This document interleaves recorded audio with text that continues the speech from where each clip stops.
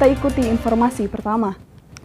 Sejumlah penumpang mengapung dan terombang-ambing di tengah laut memakai rakit dan jerigen dievakuasi tim SAR gabungan. Peristiwa naas ini akibat dari kapal motor penyeberangan Diva Jaya mengalami kebocoran dan tenggelam dihantam gelombang tinggi. Dorong sana. Inilah detik-detik tim SAR gabungan melakukan evakuasi penumpang KMP Diva Jaya yang mengalami kebocoran dan tenggelam di perairan Tanjung Gurango, Bacan, Halmahera Selatan pada Minggu malam. Menerima informasi tersebut, tim gabungan bergerak menuju ke titik lokasi kejadian memakai kapal rescue boat 309 Basarnas. Tim menemukan sejumlah penumpang mengapung dan terombang-ambing di tengah laut menggunakan jerigen dan rakit yang dibuat penumpang.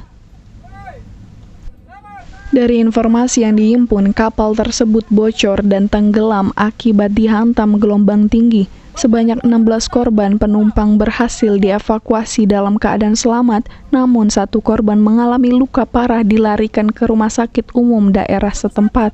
Pelan-pelan, jangan ini sering apa? Berpindah dulu. Dari hasil evakuasi, satu orang mengalami luka-luka dan pada pukul 23.55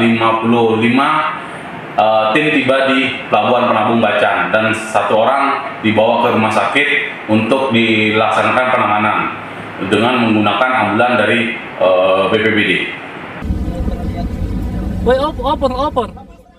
Sementara itu, tim SAR gabungan yang terlibat proses evakuasi terdiri dari Basarnas Unit Siaga SAR Bacan, Lanal Bacan, BPBD serta keluarga korban. Dari Maluku Utara, Opik Syarifuddin melaporkan untuk Kawan One TV.